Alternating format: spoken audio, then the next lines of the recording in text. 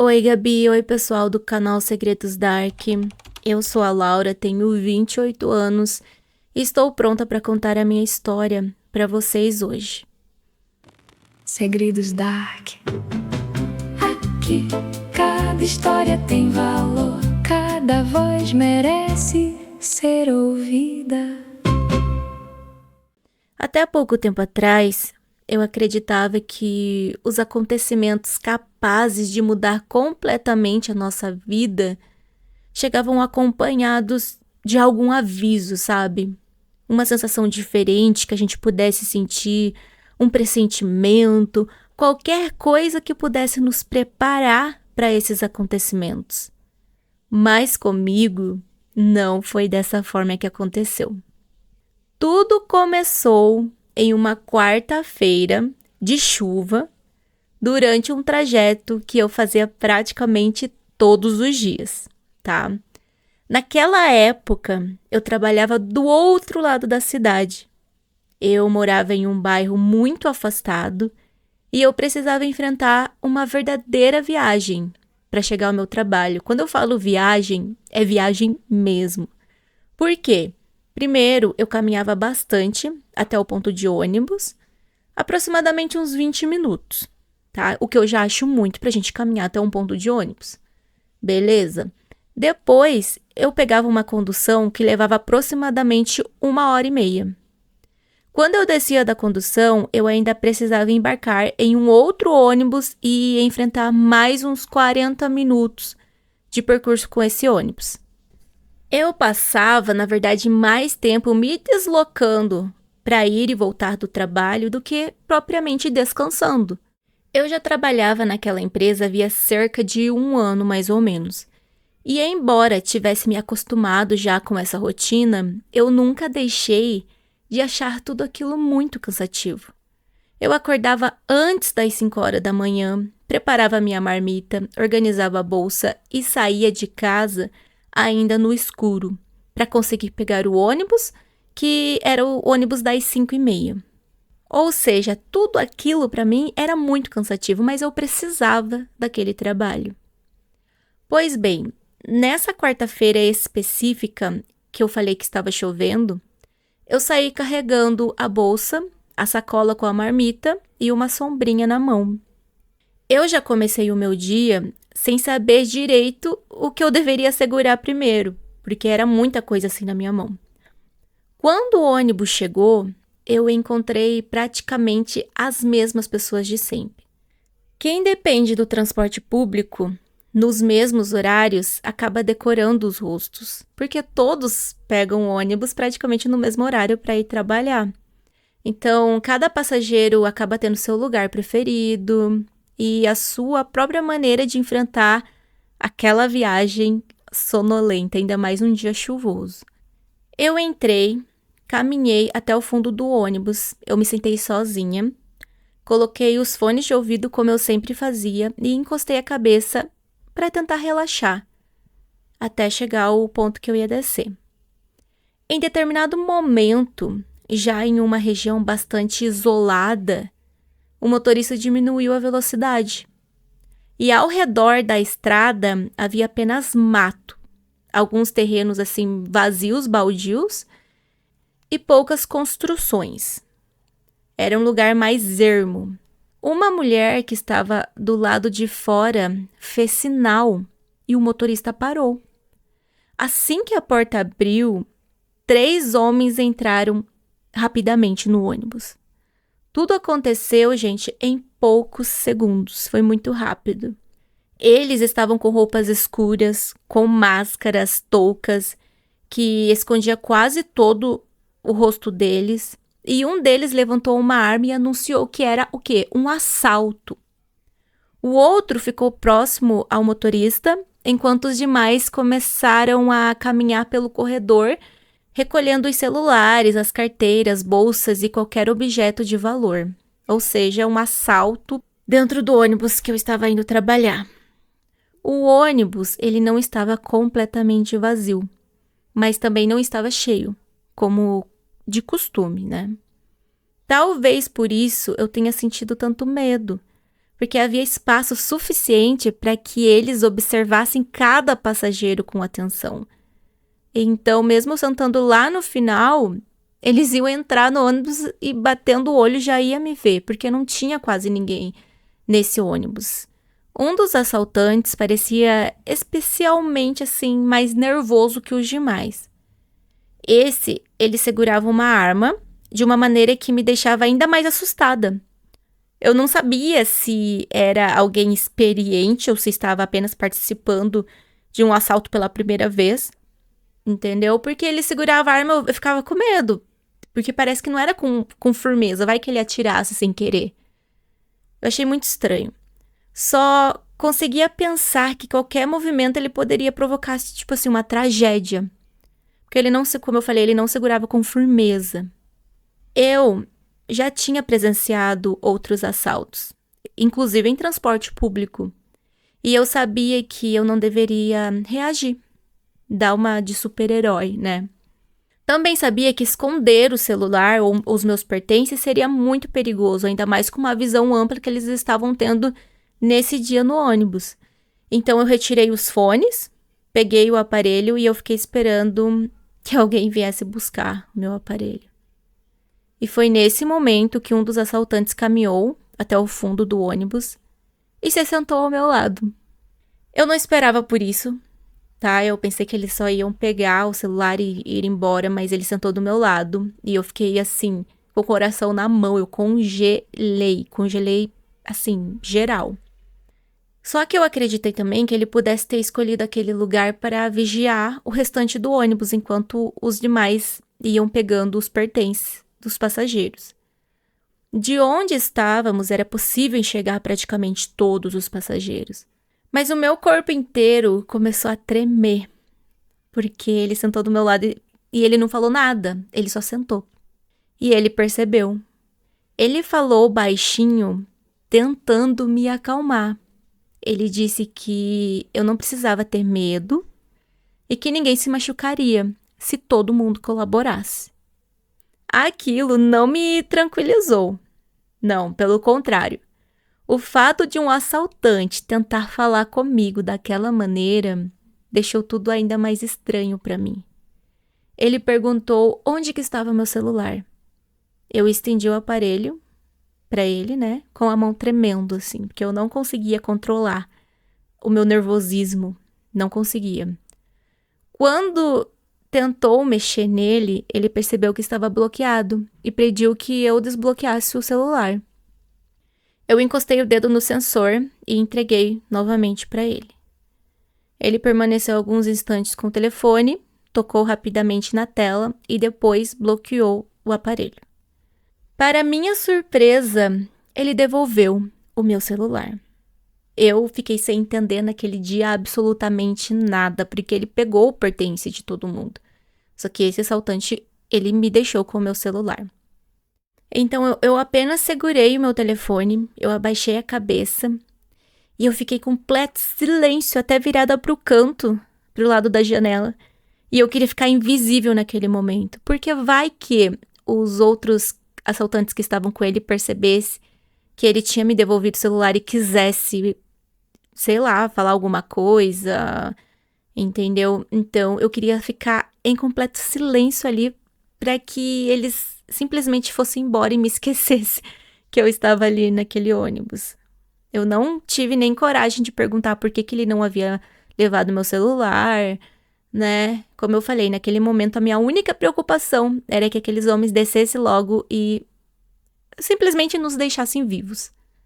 Pouco depois, os três mandaram o motorista parar e fugiram, levando os pertences de todos os passageiros.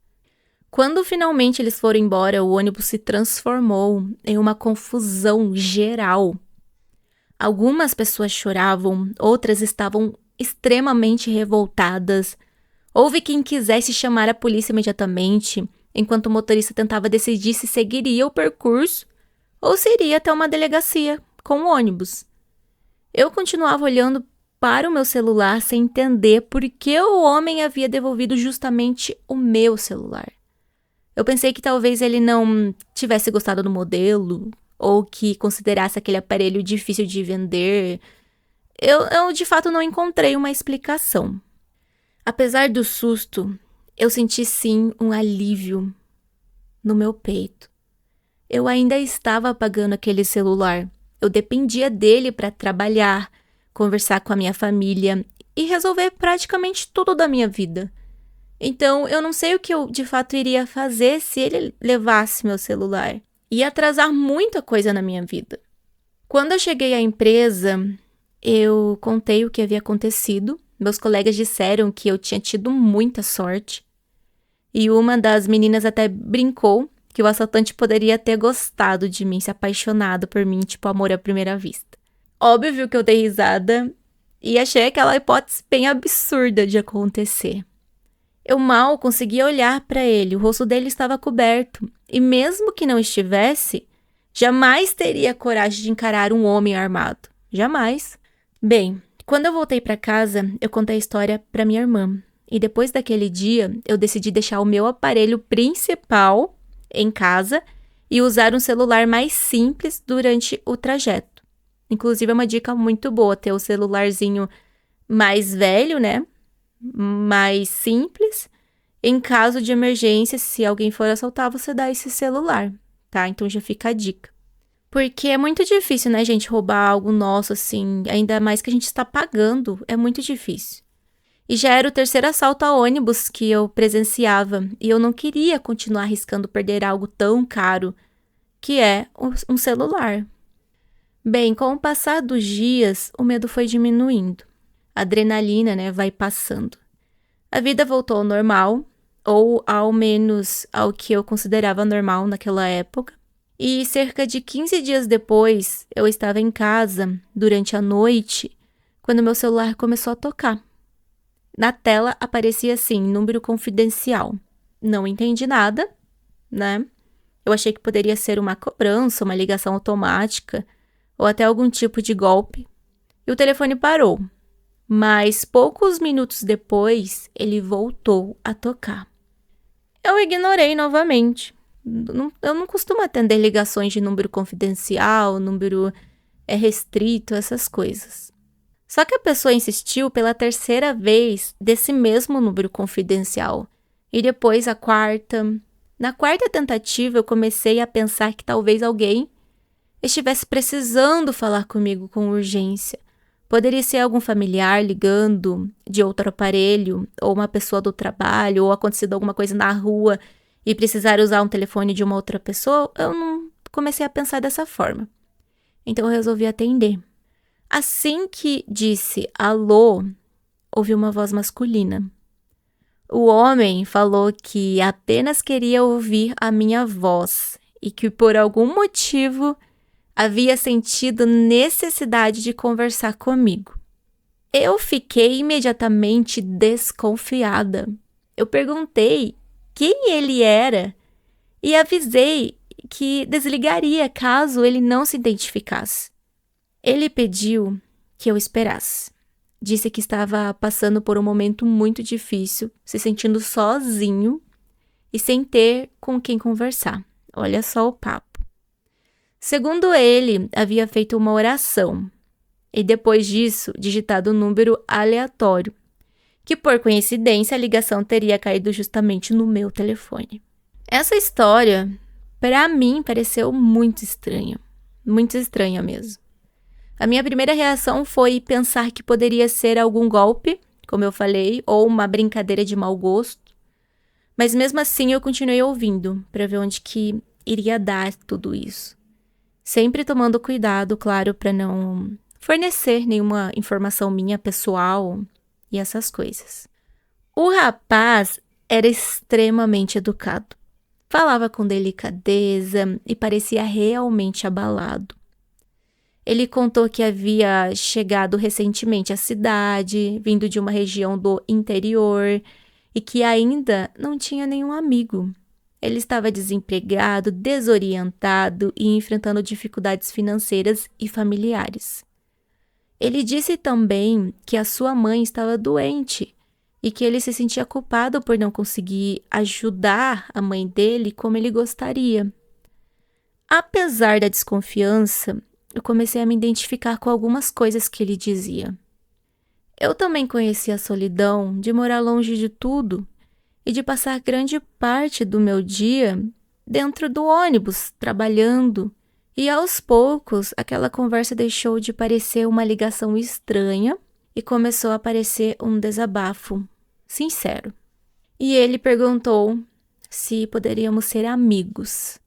Eu concordei, mas eu estabeleci uma condição. Se ele quisesse continuar conversando comigo, ele precisaria parar de ligar de maneira confidencial. Eu queria saber o número dele. E antes de qualquer encontro, eu também queria vê-lo por uma chamada de vídeo. Porque eu também, tinha que me cuidar, tinha que ser precavida. Ele aceitou. No dia seguinte, meu celular tocou novamente. E dessa vez o número era visível. Eu atendi e reconheci a voz dele. Eu vou chamá-lo de Robert, porque ainda prefiro preservar o nome dele verdadeiro, tá? Na segunda conversa, nós ficamos horas no telefone. Falamos sobre nossas famílias, nossa infância, animais, planos para o futuro e as dificuldades de viver em uma cidade grande. Robert contava histórias do interior e aquilo me fazia lembrar das férias que eu passava na casa da minha avó, que era muito nostálgico para mim. Eu gostava de ouvir coisas sobre isso. Era impressionante a quantidade de assunto que nós tínhamos em comum. As ligações passaram a acontecer praticamente toda noite. Às vezes, quando eu percebia, eu já estava perto da meia-noite. Mesmo sabendo que eu precisava acordar poucas horas depois para trabalhar, eu ficava conversando com ele. Robert dizia que ainda não tinha instalado o WhatsApp no aparelho dele, mas ele prometia fazer isso assim que ele pudesse. Embora eu achasse aquela explicação um pouco estranha, porque é só você entrar no aplicativo e instalar. Eu achava essa parte muito estranha. Só que ele nunca me pediu dinheiro, nunca tentou obter informações bancárias, e ele também não fez nenhuma pergunta que eu considerasse invasiva. Por isso que eu continuei conversando com ele. Depois de aproximadamente uma semana, eu recebi uma mensagem dele pelo aplicativo. Finalmente, eu pude ver a foto. Robert era um homem muito bonito. Exatamente o tipo físico que sempre chamou a minha atenção, por incrível que pareça. Ele tinha um sorriso marcante, uma aparência tranquila, que combinava com a voz, que eu já conhecia tão bem por telefone que a gente falava. Naquele período, ele tinha 28 anos e eu tinha 25. Eu já sabia que ele era solteiro, que ele não tinha filhos. E quando eu vi a foto dele, eu brinquei comigo mesma, que parecia ter ganhado na loteria. Um homem bonito, gentil, solteiro, com tantos pensamentos parecidos com os meus, havia supostamente digitado um número aleatório e encontrado justamente a mim. Parecia bom demais para ser verdade, sabe? Parecia até algo assim do destino querendo unir a gente. Bem, a partir daí passamos a trocar mensagens, áudio, chamada de vídeo. Eu finalmente tive a certeza de que ele era a mesma pessoa da foto. E eu também conhecer um pouco mais da casa dele, onde ele vivia, sua rotina e tudo mais. Não me apaixonei apenas por sua aparência. Na verdade, eu já estava envolvida antes mesmo de ver o rosto dele. O que mais me atraía era sua forma de falar sobre família. Robert sonhava em conseguir um emprego estável, alugar uma casa melhor, no futuro construir sua própria família. Falava com carinho da mãe e parecia carregar muita culpa por não poder ajudá-la financeiramente. Durante quase 2 meses, o nosso contato foi apenas por telefone. Nesse período, eu conversei com a minha irmã e eu contei que eu estava conhecendo alguém. Ela me recomendou, claro, cautela, e ela insistiu para que, caso nos encontrássemos, fosse em um local público, com bastante gente, claro. E foi exatamente o que eu fiz. Robert me convidou para tomar um sorvete em uma praça ali bem movimentada. próximo a um shopping. O lugar ficava longe de casa, da casa, tanto da minha casa quanto da casa dele, mas era conhecido, então tinha câmeras, comércio e bastante gente circulando. Eu mandei a localização para minha irmã quando eu fui encontrar com ele e combinei de avisá-la quando chegasse no local e quando eu fosse embora também. No dia do encontro, eu fiquei extremamente nervosa. Eu escolhi a roupa com cuidado, aquela coisa que a gente faz quando vamos em um encontro, né, no primeiro encontro. E eu saí de casa tentando controlar a minha ansiedade, porque eu estava muito ansiosa. Quando eu o vi pessoalmente, gente, meu coração disparou de uma forma inexplicável. Ele parecia ainda mais bonito do que nas chamadas de vídeo. Robert também estava nervoso, eu percebi isso, mas eu abri um sorriso assim que ele me reconheceu. E quando nos abraçamos, eu senti uma tranquilidade, assim, difícil de explicar em palavras. Era como se estivéssemos reencontrando alguém que já conhecemos há mais tempo, sabe? Aquela sensação de eu já te conheço há mais tempo.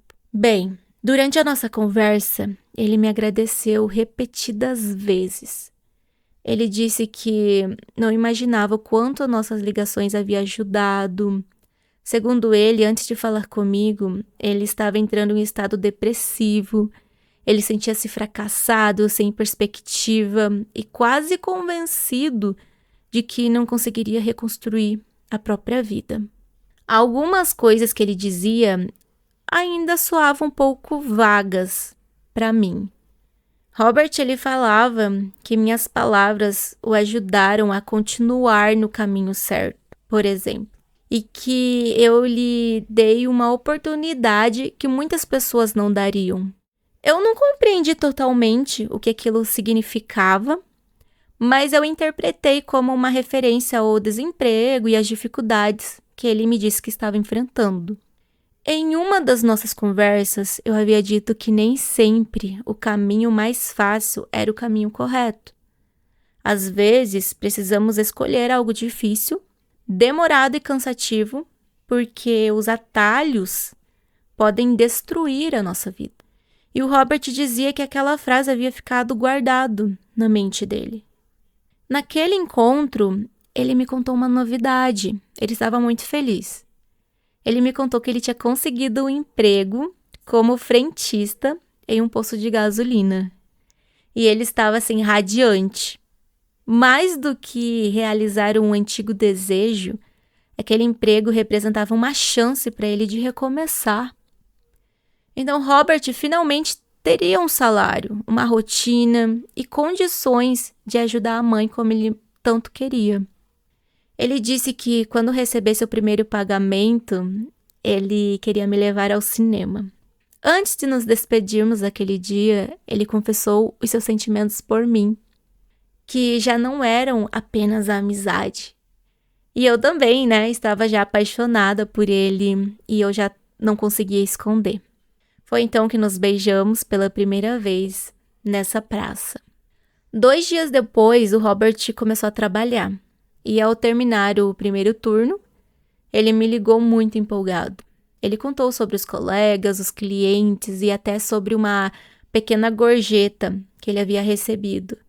Ele falava, gente, com muita alegria de alguém que havia recuperado uma parte importante da sua dignidade. Então eu fiquei muito feliz por ele. Quando ele teve sua primeira folga, eu convidei ele para ir à igreja comigo. E ele aceitou. Depois do culto, ele conversou com o pastor e falou sobre a nova oportunidade que ele estava tendo. O pastor orou por ele e aconselhou que ele permanecesse firme, trabalhasse com honestidade e não permitisse que as dificuldades da vida o afastassem novamente do caminho correto. Na época, achei aquele conselho apenas apropriado para alguém que estava tentando recomeçar profissionalmente. Hoje eu sei que aquelas palavras tinham um significado muito maior do que a vida profissional dele. Quando Robert completou 1 mês no emprego, ele cumpriu a promessa e me levou ao cinema. Fez questão de pagar os ingressos, a pipoca, refrigerante. Eu tentei até dividir as despesas com ele, mas ele não permitiu. Ele quis pagar tudo. Disse que aquele convite simbolizava o primeiro compromisso que havia conseguido cumprir com o próprio salário. Depois do filme, caminhamos até uma área mais tranquila do shopping. Foi quando ele disse que ele precisava me contar uma coisa. Percebi imediatamente que ele estava nervoso. Robert começava uma frase, aí ele interrompia, respirava fundo. Quanto mais ele hesitava, mais minha cabeça criava hipóteses. Eu comecei a pensar, será que ele é casado? Será que tem namorada, noiva? O que será que é? Perguntei diretamente se havia esposa, namorada, filhos ou alguma família escondida por aí. E ele negou.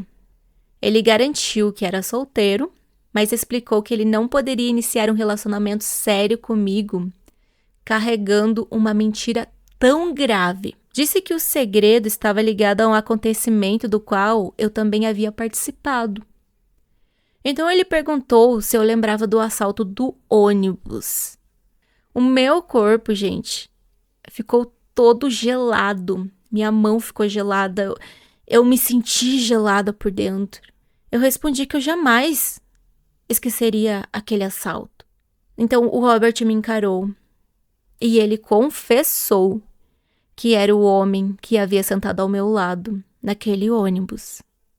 Ele era um dos 3 assaltantes.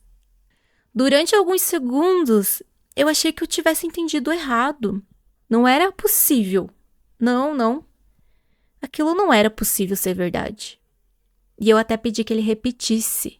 Robert explicou que, quando pegou o meu celular, ele pediu que eu desbloqueasse. Não estava interessado em roubar o meu celular. Ele havia sentido alguma coisa ao me ver tremendo. E por uma decisão impulsiva, ele ligou do meu aparelho para o próprio número dele. Depois apagou o registro da ligação no meu celular e ele devolveu o aparelho. Foi assim que ele conseguiu o meu contato. 15 dias mais tarde, depois de se afastar dos outros 2 homens do assalto, ele ligou para mim, escondendo o número dele. A história da oração e do telefone escolhido ao acaso era mentira. Ele sabia exatamente para quem que ele estava ligando. Naquele momento da revelação, eu senti uma mistura de medo, raiva, tristeza, incredulidade. A pessoa por quem eu estava apaixonada era um dos homens que havia aterrorizado a minha vida naquele ônibus. E além disso, ele havia usado uma situação muito traumática para mim, para conseguir o meu número de telefone e para se aproximar de mim depois. Robert, ele chorou muito enquanto ele contava a sua versão, enquanto ele confessava para mim a verdade. Ele disse que aquele havia sido o primeiro e único assalto da sua vida. Ele estava desempregado, sua mãe enfrentava problemas de saúde e 2 conhecidos o convenceram de que seria uma maneira rápida de conseguir o dinheiro fácil. Nada disso, gente, justificava o que ele fez. E eu deixei isso muito claro. Dificuldades financeiras não davam a ninguém o direito de ameaçar pessoas inocentes. O Robert, ele concordou. Ele disse que se arrependeu quase imediatamente. E depois do assalto, ele entregou aos outros 2 homens a parte do dinheiro que havia recebido e cortou o contato com eles. Ele alegou que ele não conseguiu usar nada do que foi roubado, porque ele se sentia culpado sempre que se lembrava das pessoas dentro do ônibus. Ele contou também que demorou 15 dias para me ligar, porque nesse período ele tentou decidir o que ele faria da própria vida. Quando finalmente ele telefonou, ele não teve coragem de dizer quem ele era. Tinha certeza de que eu desligaria, chamaria a polícia, bloquearia o telefone dele antes de ouvir qualquer explicação. E foi por isso que ele inventou a história do número aleatório. O problema é que conforme nos aproximamos, a mentira se tornou cada vez maior. Ele havia pensado em contar antes do nosso primeiro encontro, mas ficou com medo de perder a única pessoa que, segundo ele, acreditava na sua capacidade de mudar de vida. Eu me senti completamente enganada.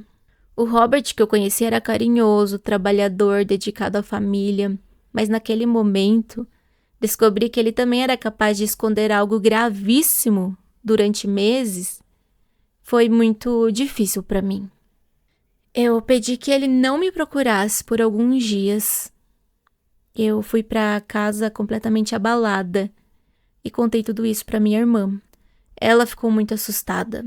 Ela disse que no meu lugar encerraria qualquer contato com ele.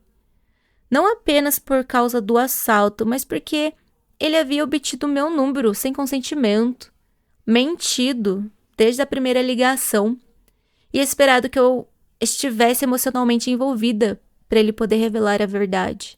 Eu sabia que a minha irmã, sim, tinha razão em muitos pontos. Eu passei os primeiros 3 dias sem atender as ligações dele e sem responder às mensagens. Ele não apareceu na minha casa e nem tentou me pressionar pessoalmente. Apenas enviou algumas mensagens dizendo que entendia a minha decisão e que ele respeitaria qualquer escolha que eu fizesse. Foram dias terríveis.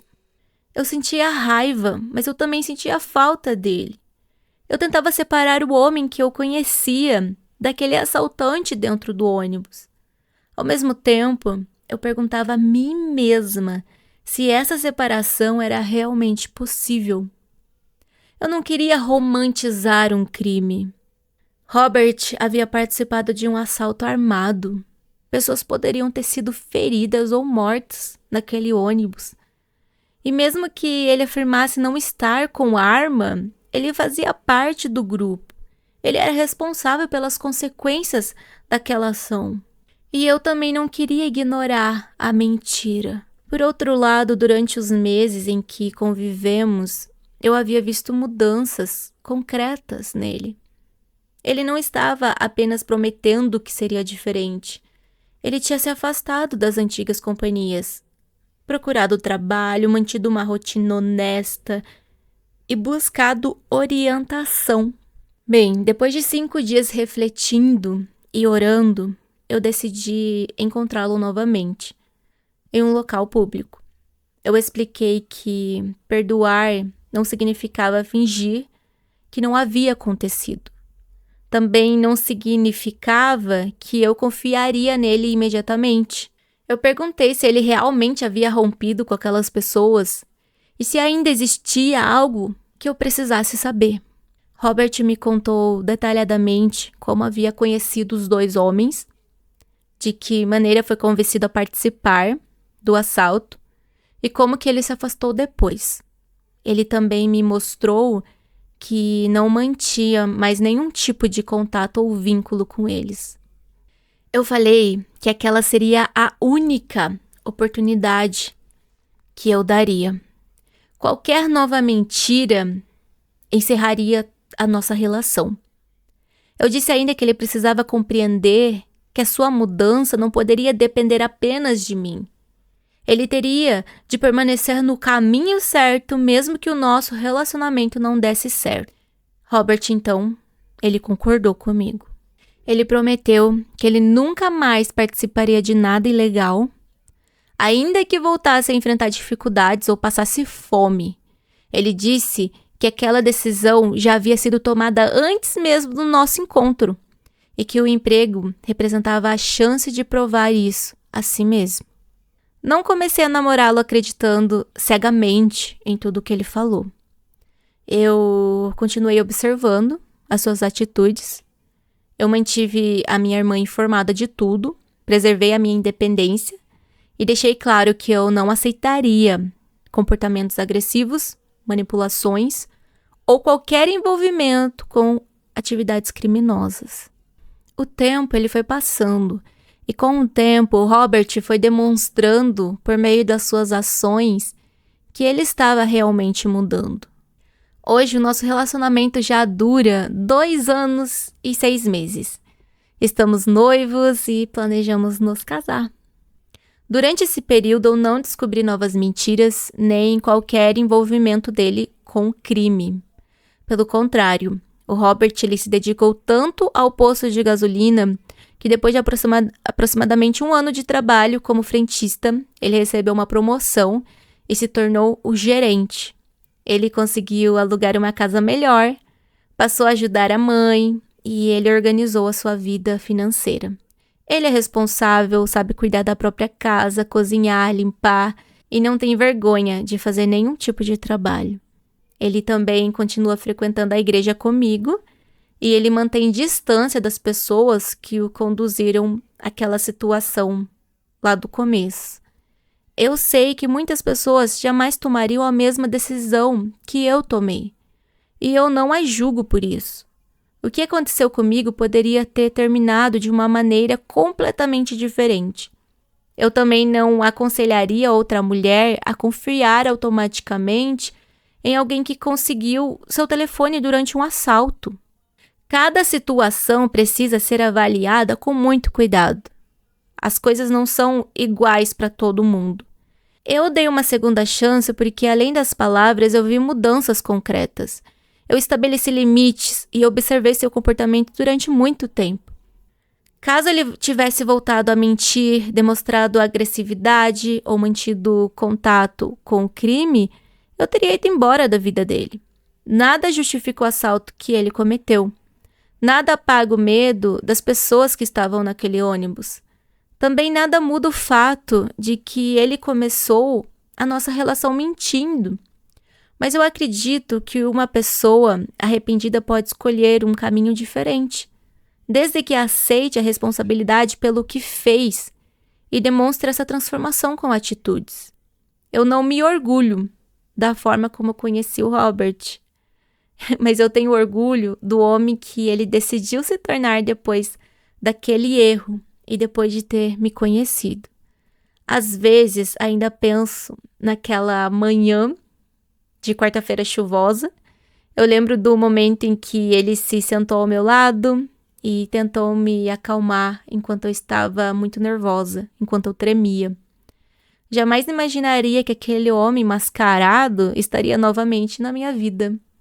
Primeiro como uma voz anônima e depois como alguém por quem eu me apaixonaria. Nossa história de amor começou da pior maneira possível, disso não temos dúvida. Não sei o que o futuro nos reserva, mas eu sei que até hoje Robert tem honrado a oportunidade que ele recebeu e ele não me pede para esquecer o seu passado e também não tenta diminuir a gravidade das coisas que ele já fez. Ele apenas trabalha todos os dias para não voltar a ser aquele homem do passado. E foi por isso que eu decidi permanecer. Não porque acredite que o amor apaga todos os erros, mas porque eu vi alguém reconhecer o próprio erro, abandonar um caminho destrutivo e construir uma vida diferente. Essa, gente, foi a escolha que eu fiz. Até agora, posso dizer que foi uma escolha que mudou não apenas a vida dele, mas também a minha vida. Bem, pessoal, é essa história que eu queria contar para vocês.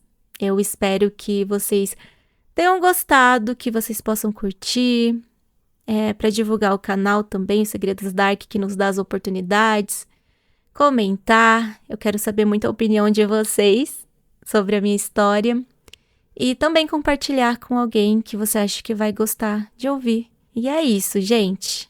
Um beijo.